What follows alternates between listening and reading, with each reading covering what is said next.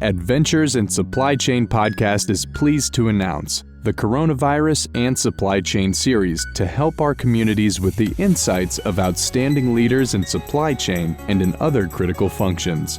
These challenging times are also transformations and opportunities. We will get through this together, and we will make it happen. It's our pleasure to introduce our first guest, Dana DrakeCox. Dana DrakeCox is Vice President of Global Supply Management, Security at Stanley Black Decker Incorporated. In her role, Dana leads a $1 billion purchasing arm of Stanley Security, the world's #2 supplier of security solutions across all BUs and regions. She drives next-gen procurement global linkage among convergent security, mechanical security, healthcare, and access technology, including all vertical markets. Dana manages an agile global team responsible for strategic sourcing, supply continuity, advanced analytics, and post-merger integration in order to propel disruptive innovation growth. She reports directly to Stanley Black Decker Chief Procurement Officer. And now with you, your host, Marcia, and her amazing guest, Dana DrakeCox. Good morning, Dana. A pleasure to have you on the show.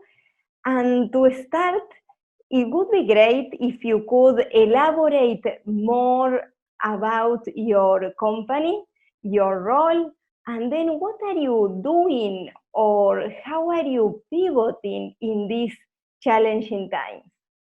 Well, thank you. Well, good morning, good day to all of you. And thank you, Marcia, for inviting me to participate with you in this podcast and to have an opportunity to speak with a podcast audience. I appreciate that. So my name is Dana DrakeCox, and I'm the Vice President of Global Supply Management for Security at Stanley Black Decker. Stanley Black Decker is a company that's greater than 170 years old. It's a successful, diversified industrial, and it's comprised of 3 divisions. One of those is tools and storage, another is industrial, and the third is security. And it's that third group that I'm a proud member of that leadership team. When I think specifically about security, for those who make the world safer, it's comprised then of 3 sub-BUs: electronic security, access technology, and then healthcare. So let's pause for a moment on that third, the healthcare portion of the business.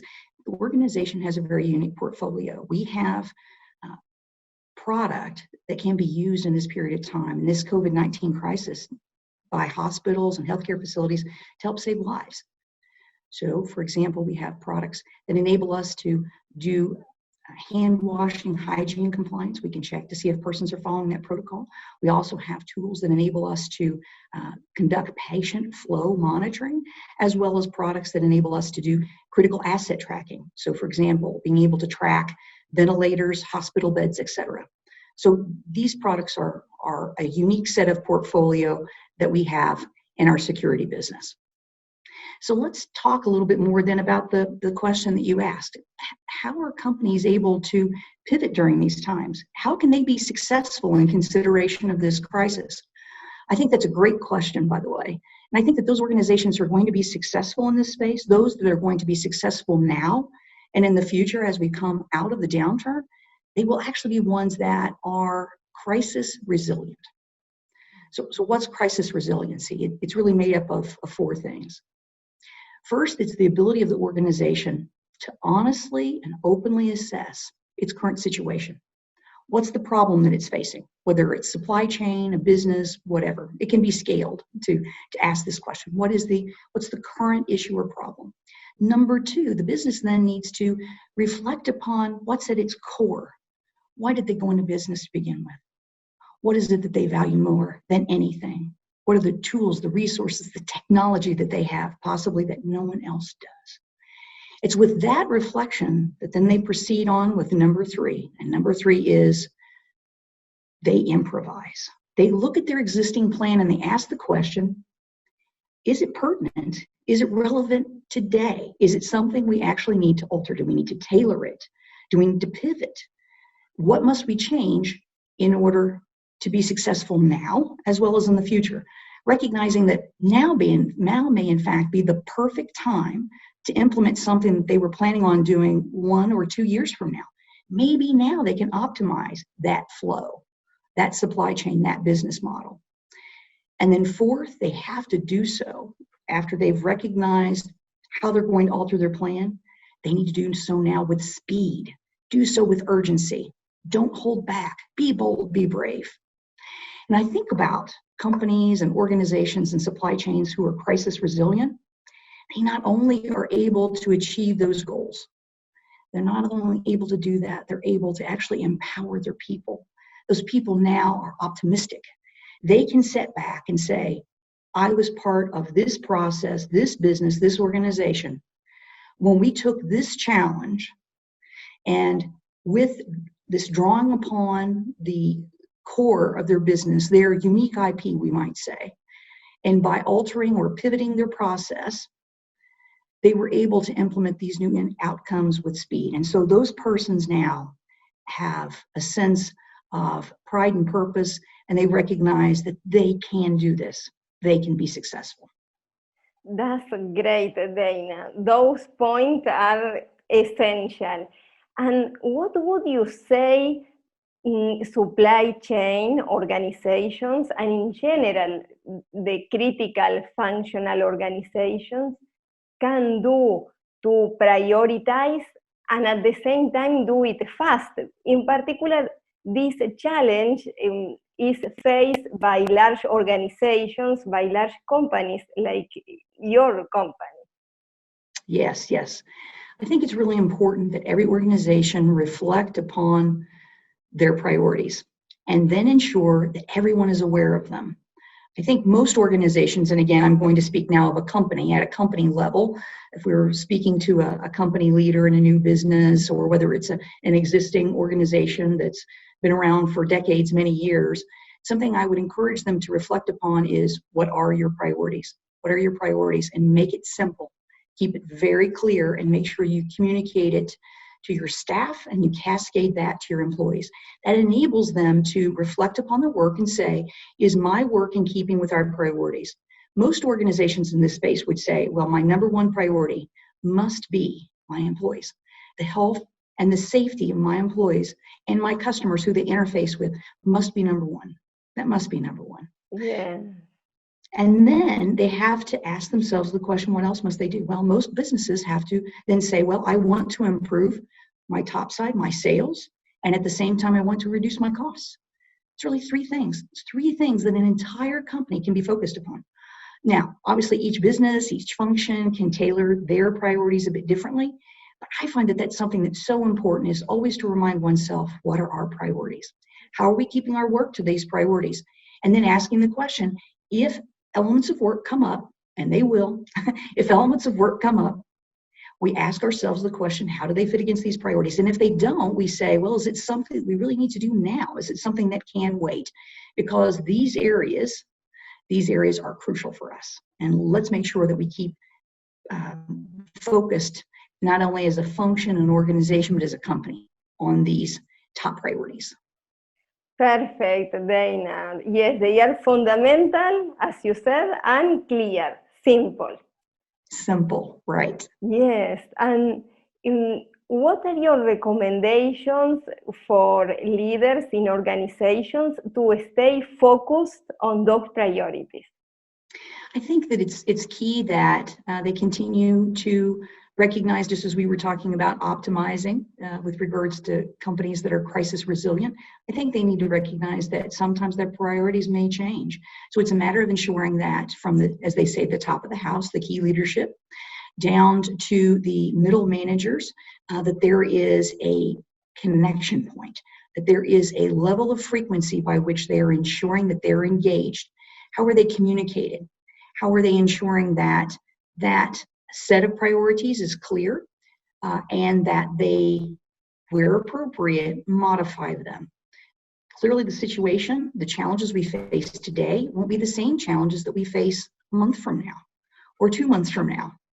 Things will change because, of course, as we know, the situation will adjust, we will see improvement, and there will be a recovery. So we have to be poised not only for the downturn, but the upside afterwards. So it's very important that the organization be clear on their priorities, recognizing that they do need to be capable of modifying them, and they need to engage across the business. So I would highly recommend having regular conversations and calls with your immediate staff. I have staff meetings with my core key leaders every day just to make sure that we're all aligned and that we talk, number one, about health and safety, and then we look then at our key priorities, and we finally ask the question, does anyone need any help or help with regards to issues? Is there any clarity that's required? And then we address that. So I think that that's the core is, of course, your immediate staff. But ensuring that as we go upward towards our key leadership, that we have an increased level of frequency of engagement. And that's something that I think most organizations would find would be extremely beneficial to them if they would deploy a greater level of engagement. That's perfect, and all these are very valid points, and it talk about the importance of supply chain, of how digital transformation can help us in these times. And as you were saying, it's great to be in these times, right? We have this opportunity to help in this moment. And it's incredible all what your company is doing. Yeah, you're exactly right. These are unique times. If we think in terms of where many of our organizations are, we're in the midst of going from technologies that probably enabled us to be capable for probably about 20 years, when I think more broadly about supply chain. But those technologies are very much outdated. Those do not enable an organization to grow and develop quickly. They do not enable an organization to take on bigger relationships, value chain relationships with both looking internally as well as with customers and suppliers. And so the new technologies associated with Industry 4.0 are crucial for organizations such as ours to ensure that we're fully adopting and embracing in order to grow and develop in ways in which, as I mentioned, 20 and 30 years ago, could not have been thought of. In those days, the multi-million-dollar investments in an ERP system were all that most organizations could think of. Now organizations, whether they're small or large, they in fact can take advantage of tools and technologies, frankly, that are closely connected with the gaming industry, as a matter of fact, that enable them to utilize data to understand how they can shift from a reactive business or a reactive function to one that is proactive and in fact is looking at probabilities and understanding how they need to react to requirements or customer demand in a new light, and or taking this information and sharing it with their supplier partners, looking at how they can improve performance across the life cycle. So these are really, these were already very interesting times. And I really think that the organizations who are going to be successful, whether it's a U-shaped recovery or whether it's a V-shaped recovery, I think those organizations that embrace these technologies and continue to invest upon them during this period of time will be those that will be successful as the market returns. So, crucial tools. Great. Thank you for sharing that with Sure. us. And I think you answered this question about what opportunities you see at this moment, what do you envision and how to implement. But I also would like if you could answer from the Six Sigma point of view. That Six Sigma is, you are an expert in Six Sigma, and Six Sigma is a methodology that is data-driven, right? Applies statistics to solve problems. So is this still a valid methodology in these times? Yes, I'm glad that you asked that. I think in terms of continuous improvement, there really, in fact, are a myriad of tools. So we think about it almost like a toolkit. Six Sigma is an approach and a methodology, and one can utilize that toolkit not only to address challenges with current existing processes or existing tools, equipment, whatever it might be that one might have, some product. One can use that to address and resolve issues with that, as well as in development of new product as well. So that methodology is very much appropriate and applicable in these times. But I would also encourage, and I do see as just as I have as well, is it's important that we continue to build our toolkit as we just do, as well as our skill sets. So Six Sigma most definitely is an appropriate methodology. There are also other tools, whether it's Shannon, Trees, Kaizen, etc. I think the key thing is, Marcia, is really understanding what is the opportunity in front of you. What's the challenge that is presented? What's the problem? And it's from that really, it's one has the ability to choose the right tool. Choosing the right tool then is appropriate. But I would say that especially in these times, as we think about an organization, many businesses are looking, they're recognizing the demand is falling off in such a steep way, right? It's falling off quite quickly.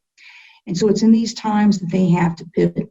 And in order to do so, now is the time most definitely that they should be utilizing their tool suite, recognizing that maybe their need is in fact to revamp, restructure, reorganize, and there obviously are a set of tools to do that.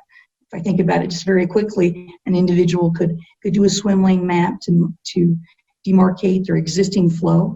They could utilize a fault tree analysis to ask the question why something is not necessarily performing, or how it may not perform, or how it's not performing in light of this new reality. They could then utilize tools such as a KJ to understand what are the requirements of this new structure, business process, whatever it might be, and other tools such as a Pew concept selection to think about different proposals and to evaluate them.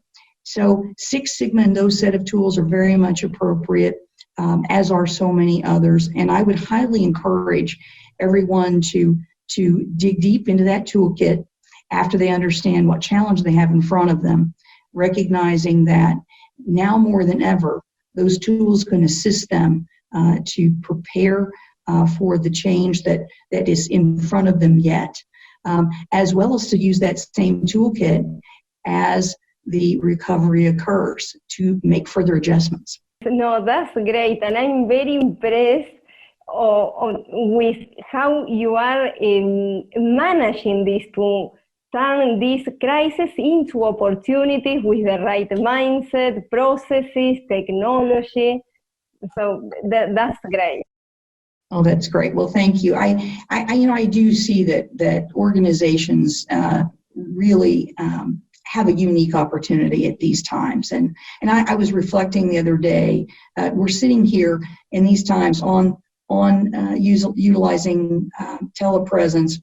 And of course, you can see that I'm working from home. You see behind me, I'm currently in my dining room, and I was reflecting upon how my house is very much like the company that I work for. Both the home and the company are about the same age, as a matter of fact. And when I was reflecting upon that, I was seeing such similarities between how my house, which is, we think about the house and the company that I work for, greater than 170 years old, how there are such similarities because each of them are built with a strong foundation. This house has a limestone foundation, and I think about Stanley Black Decker has a solid foundation that's based upon its core values, that it not only states its values, but it lives them each and every day. The walls on this house are double brick thick and very sturdy as a result of that. And I think about Stanley Black Decker, our functions, the way in which we collaborate and work together, again, being mindful all the way through the business process from customers to suppliers. Those are the walls. Those are the pillars that ensure the stability of the business.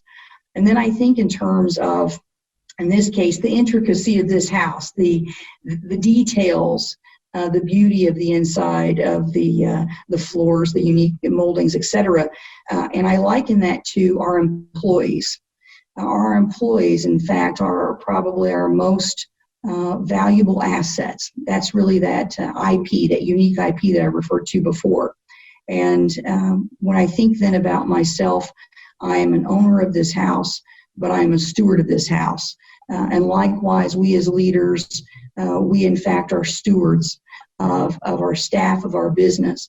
I work for a company that's been around for nearly 200 years, and I see that it's my responsibility as a supply chain leader, as well as a member of the broader organization, is to ensure that this company, that someday I leave just as with this house, I leave it in a far better place and condition, profitability and status than what it was when I joined. And so it is interesting as we sit here in my dining room, as we have this telepresence conversation, that we can see these analogies in our lives between a home and a successful business. And so I hope that as we conclude our session here today, that those who are participating in this podcast can take heart, recognizing this too shall pass, and that these are in some ways unprecedented times, but these are times in which we can make investments in our people and our processes to come out better than where we began. Thank you very much, Dana. Very thoughtful, and we have your insights that are very helpful. We really appreciate everything you are doing to our communities and to the company that you are leading. So thank you so much. Well, thank you so much, Marcia, and thanks to all of you who have participated and listened in today. Thank you.